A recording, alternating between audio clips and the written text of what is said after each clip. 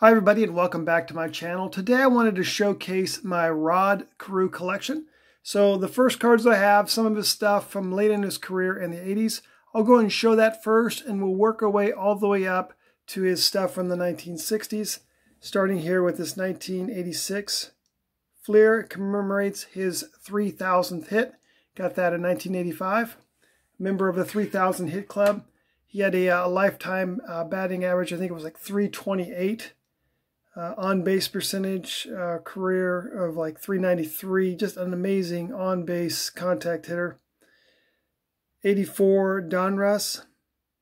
The last year he was an All-Star was 84. He had a 19-year career spanning from 67 all the way to 85. Was an All-Star every one of his first 18 seasons.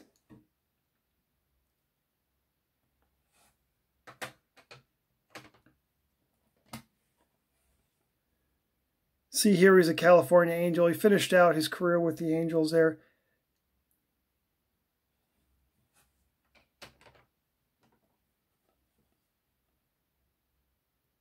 $1980 tops.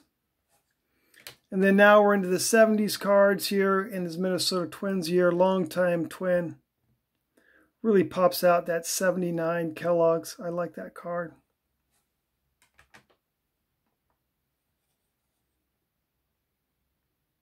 '79 tops.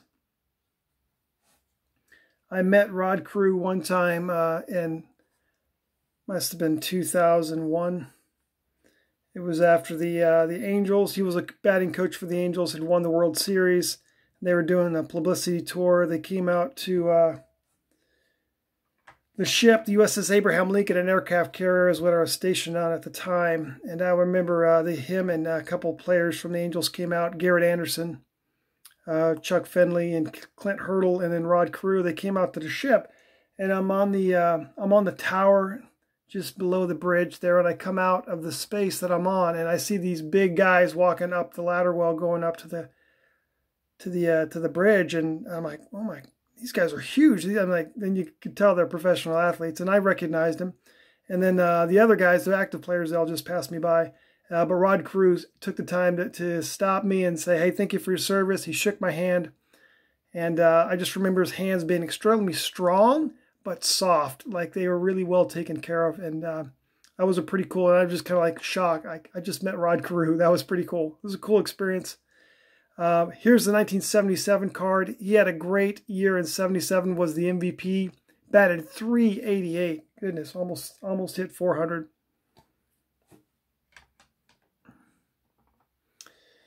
'76 Kellogg's. He did also himself serve as a Marine, so he went to Marine Corps boot camp and was in the reserves for 6 or 7 years.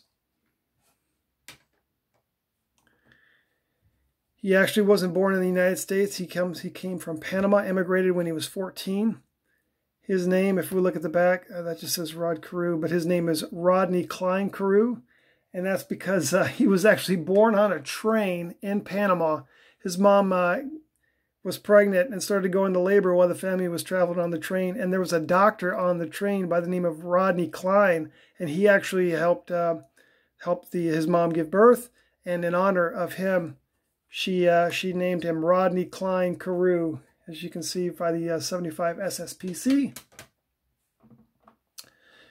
Cool hand cut Hostess. Pick that up on the cheap.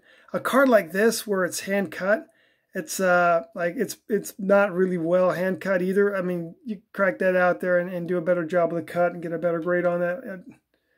It's odd when they grade hand cut cards. I find that interesting. All right, there's a batting leaders from 74, Ralph Garr, another guy on that card. Never heard anything about Ralph Garr. Cool 75, full size. 74 Kellogg's.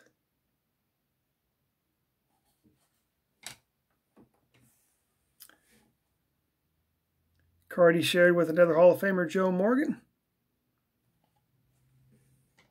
I've got a really good Carew collection. You know, the newer stuff, his junk wax era, I don't have a whole lot of, but I've done a really good job building up the collection over the years. And if I hadn't met Rod Carew, maybe the interest wouldn't have been as strong as it is, but I really Really am actually a fan of Carew. He was just a great contact hitter. I never got a chance to see him play, though. I began collecting after he had retired. Actually, there's a little bit of scandal with his retirement. It was proven that some of the owners colluded to not sign him after the '85 season. So he was eventually, I think, went to arbitration. He was awarded the expected salary for playing in '86, which was just under $1 million. But he had a good 19-year career, got the 3,000 plus hits. Known also for getting triples and just being a good base runner in general. Starts in second base here. Cool 72 in action card. Now his 72 cards are at a premium because they're the high number. You see that 696. And then the 695 here as well. Higher numbers from that 72 set. The Dell team stamp, this one's just an excellent mid-6. I literally, I have some of these in 9s, some in 8s. I can't tell the difference. Yeah, it's almost impossible. Really sharp 71 here and a 7.5.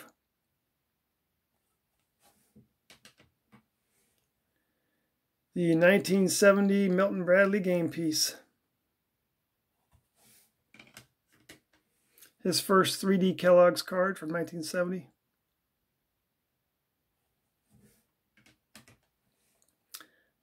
'70 Topps Sporting News All-Star card. I'm a big fan of these. Love that 70 Sporting News All-Star. And then the regular issue. Now we're into his 60 stuff. And you'll see this image quite a few times here. The 69 Decal Edge. It looks really good for a 5. I bet the person who submitted this was really disappointed on the gray and on the back. Pretty simple back. His All-Star card from 69.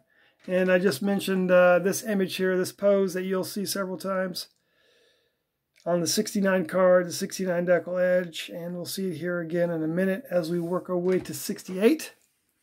Had his All-Star card. Puzzle piece on the back. It looks like Carl Yastrzemski's Adam's apple. And I've always been a fan of this Rookie Cup card. Just really good eye appeal. It's got that pose that they use in several pictures and tops. Got a couple oversized pieces as well I want to show.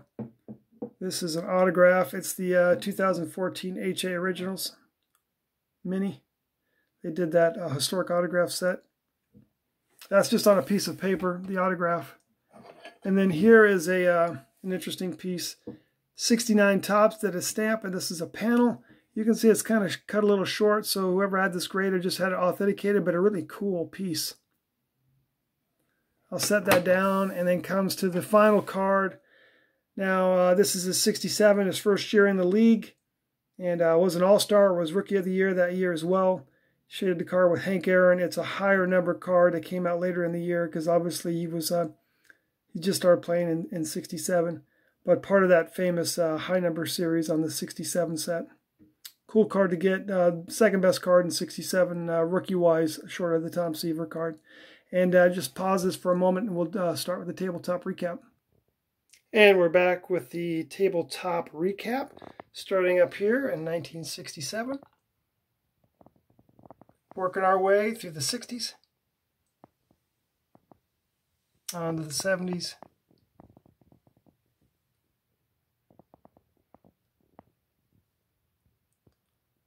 '71, a couple from 72, 73, working down to 74,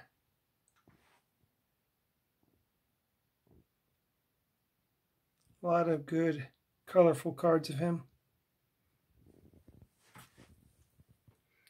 And then finishing it off, his California Angel years. And the 3,000 hits. Once again, everybody, I appreciate your posts, your comments, and I'll talk to you again soon.